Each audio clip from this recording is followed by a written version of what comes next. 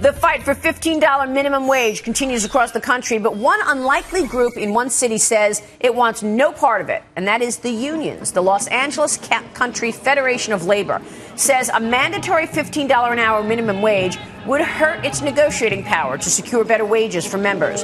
Critics of the union, however, say an exemption would create an uneven playing field. Let's talk about that with Scott and Liz. Can you believe this? Union members saying no to $15 wages. What do you think about that? The world's upside down. Yeah, exactly. It is upside down. It's upside down. I think it's appropriate, certainly, to review what the minimum wage is going to be at any business. But the problem is when you have Washington dictating what they're actually going to be forcing businesses to pay, that's wrong. Businesses need to be at the table so they can explain what their responsibilities, what their roles are, how much they're making, what the margins are.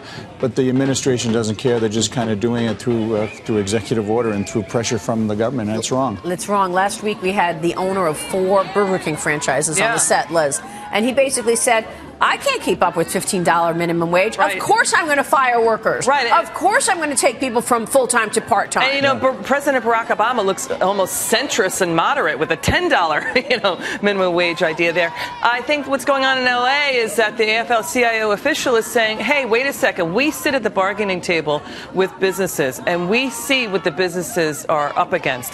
And I think what's happening, and they need to be clear about it, is they see that maybe their health benefits will get cut, their retirement benefits will get cut, maybe their jobs will get cut. So, this is a real window now into the $15 minimum wage movement and what the stakes are and what the trade-offs are as well. Because something's got to give. And Marie, you know what? Yeah. In Washington, they're in such a bubble right now where they just say, you know what, we're going to do this, we're going to do that, we're going to tell businesses what to do, what they can and can't do. Well, bottom line is that for many of these companies, the margins are so small. When you're talking about a Dunkin' Donuts, a MacDonald's, a lot of the fast foods, the margins are 2-3%. So when you're saying, okay, we're going to go to $15 an hour, what does that do? That actually is going to force them to automate. They are going to lay off. They're going to go from full-time to part-time. I cannot remember in my lifetime where there's such a disincentive to going out and working your tail off and saving and growing and creating that middle class. This is a disincentive. And every union official needs to stand up, sit up, and take notice of this important government staff from the Bureau of Labor Statistics. Yeah. Half of the workers who are on minimum wage, have those minimum wage jobs,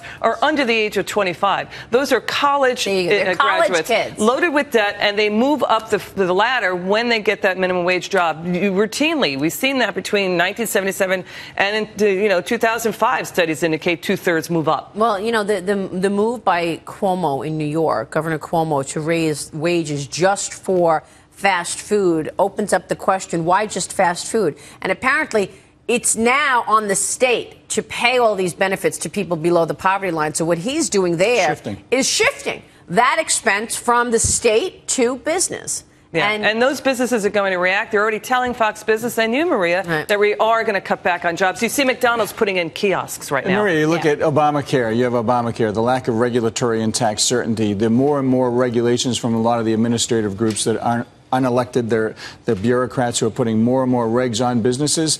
Of course the margins are going to shrink. Yeah. And by the way, what you said earlier, right on the money, because the Burger King franchisee owner who was on the set last week said that I'm turning many of these jobs into electronic kiosks. Yeah. Go in, punch in, and just pick it up. Yeah, there you go. LinkedIn.